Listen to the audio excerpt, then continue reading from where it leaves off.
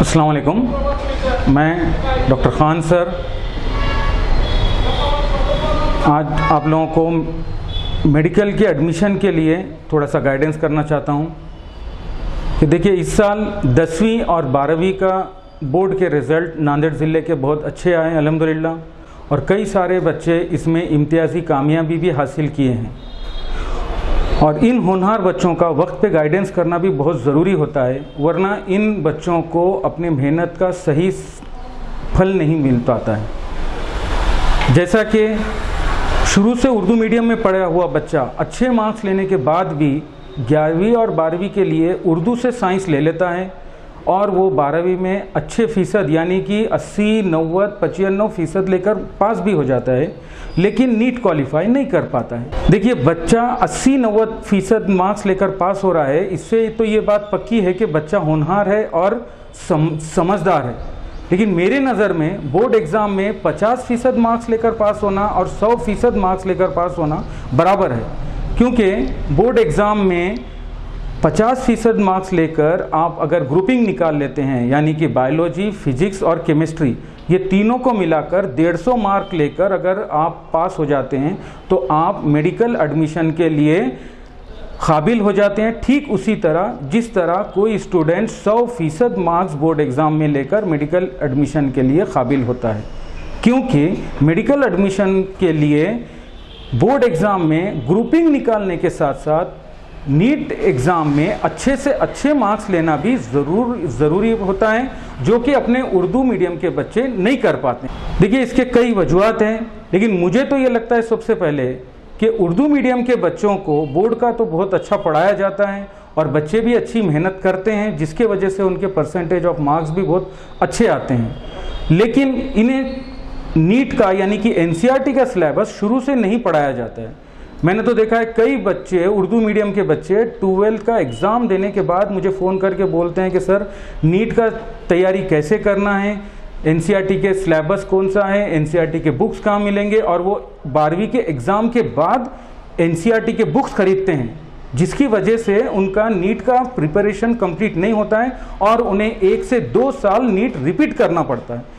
इसकी वजह यह है कि बोर्ड एग्ज़ाम में कॉन्सेप्ट के ऊपर सीधा डायरेक्ट सवाल आ जाता है, लेकिन नीट एग्ज़ाम में कॉन्सेप्ट के ऊपर अप्लाइड क्वेश्चन ज़्यादा आते हैं, जिसके लिए हर कॉन्सेप्ट को अच्छे से पढ़कर डीपली समझना ज़रूरी होता है।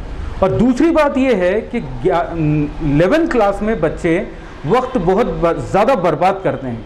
वो तो ना कॉलेज रेगुलर जाते हैं, ना ट्यूशन क्लासेस रेगुलर करते हैं, और इस वजह से उनका 11th का सिलेबस कंप्लीट नहीं हो पाता है। लेकिन नीट के अंदर 11th और 12th दोनों साल का सिलेबस पूछा जाता है। जैसा कि बायोलॉजी सिलेबस के अंदर एनसीईआरटी के सिलेबस में 11th में 22 चैप्टर होते हैं और 12th में सिर्फ 16 चैप्टर होते हैं, यानी कि 11th के ऊपर स्ट्रेस ज़्यादा है, लेकिन फिर भी बच्चा सिलेबस कंप्लीट नहीं करता है। महज 2 से 3 चैप्टर उसके 11th के कंप्लीट होते हैं और उसका 12th चालू हो जाता है। तो 11th का सिलेबस कंप्लीट नहीं होने के कारण भी उसको नीट क्वालिफाई करने में बहुत दिक्कत आती है। अल्हम्दुलिल्लाह उर्दू हमारी मातृभाषा है और 10th तक आपने उर्दू भी पढ़ा है तो बहुत अच्छी बात है। लेकिन अगर आगे आप मेडिकल में एडमिशन लेना चाहते हैं तो मुझे बोलिए, उर्दू से साइंस लेकर क्या होगा? ठीक है, चलिए 11-12 में आप बोर्ड एग्ज़ाम में अच्छे से अच्छे मार्क्स लेकर बोर्ड एग्ज़ाम पास भी कर लोगे, लेकिन मेडिकल में क्या होगा? क्या कोई आपको मेडिकल उर्दू मीडियम से पढ़ाएगा?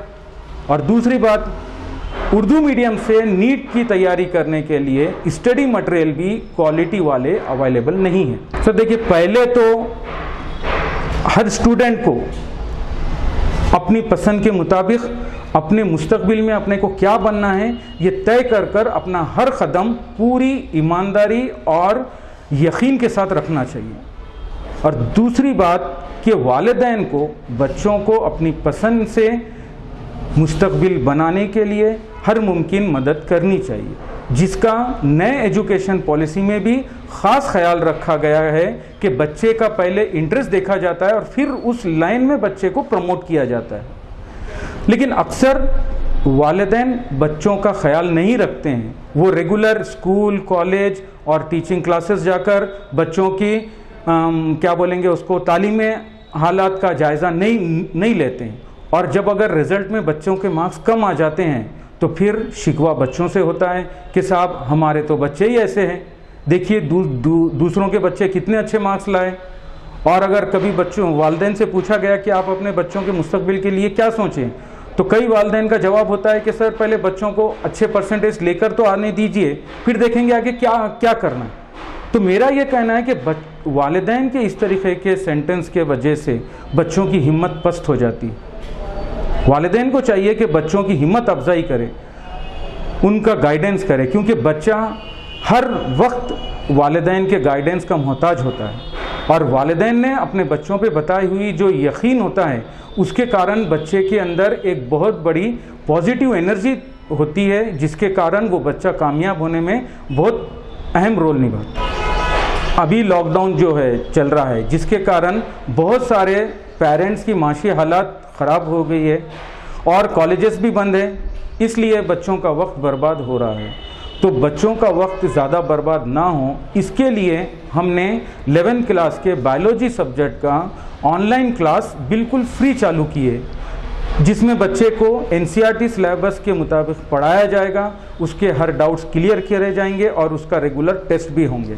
तो जिस तलबा को बायोलॉजी के ऑनलाइन क्लास में एडमिशन लेना है, उसने अपने 10th का मार्क मेमो का कॉपी और अपना फ़ोन नंबर, इंस्टीट्यूट का नंबर यानी कि 9689867414 इस नंबर पर व्हाट्सअप करके अपना नाम जल्द अज जल्द रजिस्टर कराना है।